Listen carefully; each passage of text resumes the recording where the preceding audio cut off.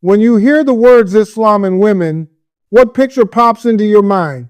Oppression, silence, no rights, no voice. That image didn't come from Muslim women. It came from headlines. And today I want to talk about what the media never shows, because the truth is uncomfortable, not for Islam, but for the narrative. Here's the mini hook. Islam gave women rights over 1400 years ago. While much of the world was still debating whether women were even fully human, let that sink in. Before modern feminism, before voting rights, before equal pay conversations, Islam gave women legal identity, not symbolic respect, actual rights. A Muslim woman could own property, earn money, run a business, inherit wealth, choose her spouse, and keep her own last name, at a time when women in many societies were considered property themselves.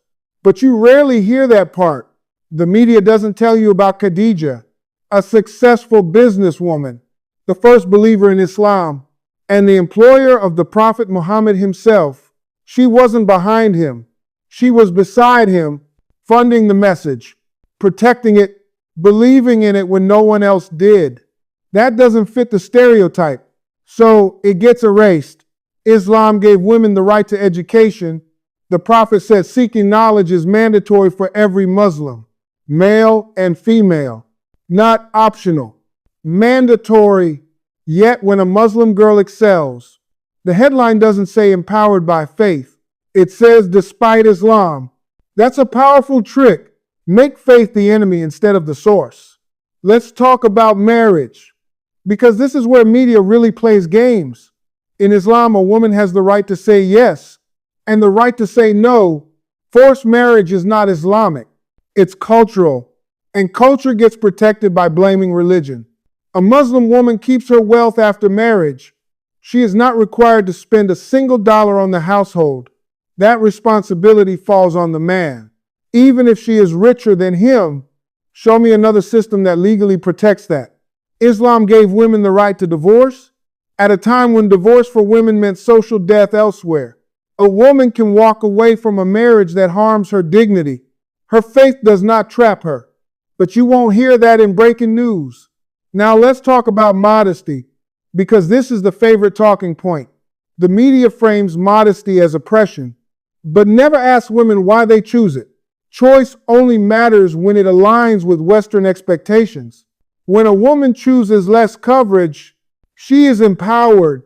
When she chooses more, she must be brainwashed. That's not feminism. That's control with better branding. Islam tells women, you are valuable before you are visible.